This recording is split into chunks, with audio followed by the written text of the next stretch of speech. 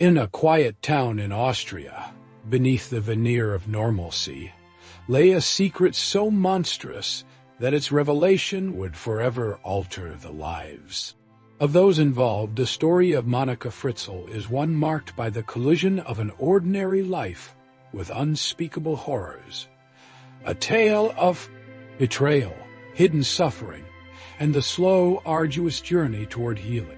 For 14 years, Monika Fritzl's world appeared as if it belonged to any other child growing up in a tight-knit community. The streets of Amstetten, with their placid charm, masked the grim truth lurking behind the closed doors of die Strasse Fort. Yet behind that innocuous facade, a web of deception was spun by one man, Josef Fritzl. Respected in the community as a seemingly ordinary engineer, Josef managed to construct a double life so cunning and cruel that it defied belief. The darkness began with Elisabeth Fritzl, a young woman whose life took a devastating turn in 1984.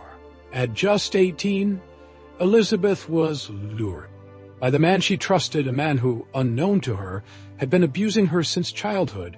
In a moment of treachery, Josef deceived Elisabeth into descending into a hidden, soundproof basement dungeon. There, under the influence of ether and the weight of her chains, her life was transformed into a prolonged nightmare of abuse and isolation. For 24 years, Elisabeth was imprisoned in that claustrophobic cell, subjected to repeated acts of violence and degradation. In the depths of that enforced solitude, she bore 7 children, each a silent testament to the cruelty of her captor. While Elisabeth languished in a basement designed to erase her very identity, Josef projected an alternate reality above, to the outside world. He explained away her absence by concocting a narrative of escape and cult involvement. Neighbors and authorities were deceived by his careful lies, never suspecting that mere meters away, a mother's agony and her children's suffering were great, unfolding in secret. Among those living in the deceptive normalcy was young Monika, born in 1994 and left on the doorstep in a stroller by Josef, was led to believe that the warm embrace of a loving family lay ahead.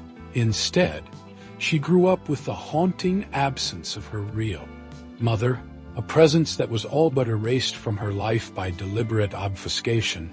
Raised by Josef and his wife, Rosemary, Monika, and her siblings, Lisa and Alexander, enjoyed the semblance of a normal childhood.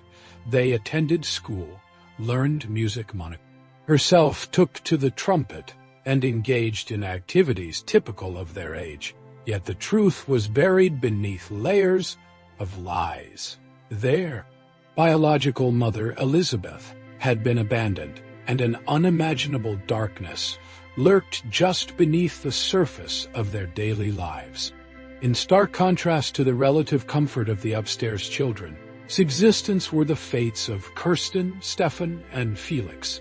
Siblings, forced to grow up in the oppressive confines of the basement, never knew the warmth of sunlight or the freedom of education.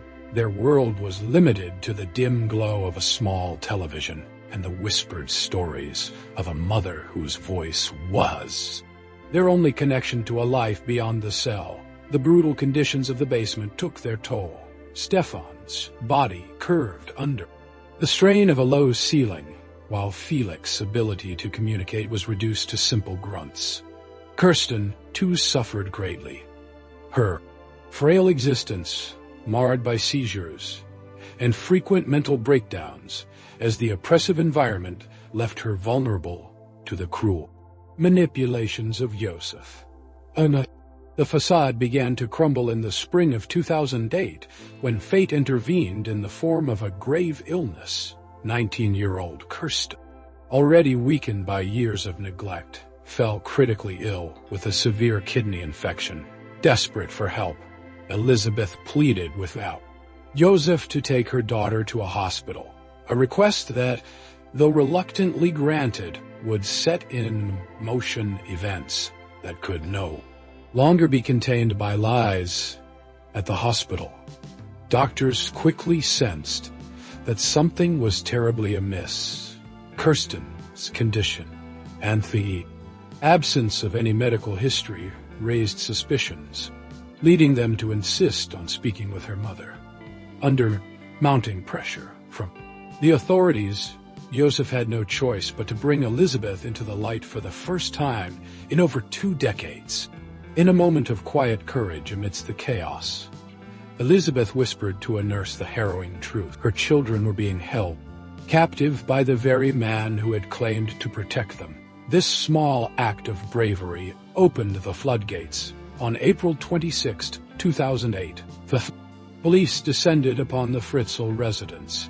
Behind a cleverly concealed bookshelf lay the entrance to a basement that had become a chamber of horrors. In a swift raid, the rescuers freed Stefan, aged 18, and little Felix, only 5, along with the other children, who had long been forced to live in that hidden purgatory. The shocking revelations that emerged from that day stunned not only the community but the entire world. Josef Fritzl was unmasked. As a man whose cruelty knew no bounds, he had fathered 7 children through repeated abuse, and in one of the darkest chapters of his reign, he had even disposed of a newborn's life in an incinerator.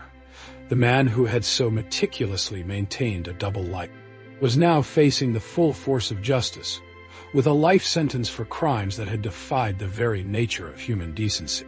In the wake of the police raid, the lives of the Fritzl children began the long, painful journey toward recovery. Monica, then just 14, was forced to grapple with the unbearable truth that the man she had known as Grandpa was, in fact, her biological father. Revelation that shattered her world.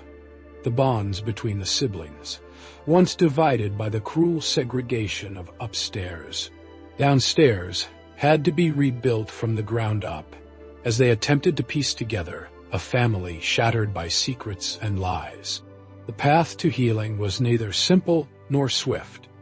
In 2009, the survivors were relocated to a secluded settlement known only as Village Dex, a place designed to foster recovery and offer the promise of a fresh start. Their new home, bright and open, was a stark contrast to the darkness of their former existence, surrounded by the tranquility of nature and the compassionate support of therapists. The family began the long process of reconciling with a past that could never be forgotten.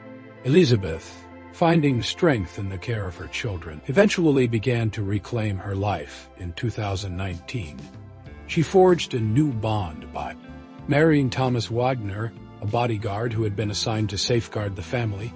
Though their pasts were irrevocably marred by trauma, the resilience of the human spirit shone through as each member of the family strove to build a future defined not by their suffering but by their determination to heal.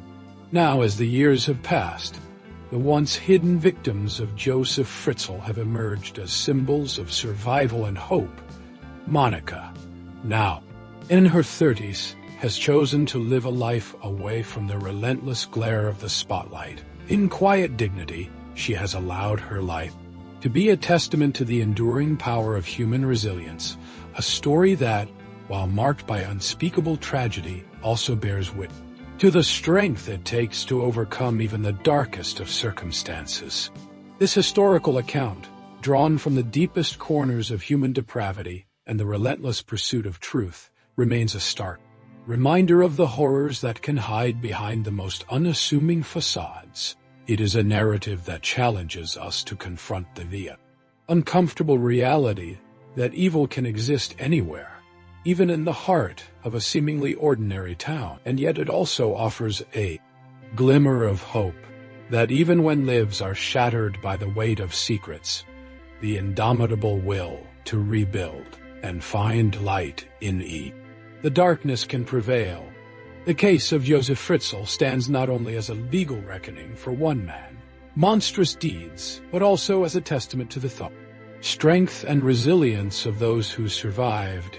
In the quiet aftermath, the survivors continue to work toward healing their lives, an enduring reminder that the journey from horror to hope is fraught with pain, yet buoyed by the unyielding human spirit.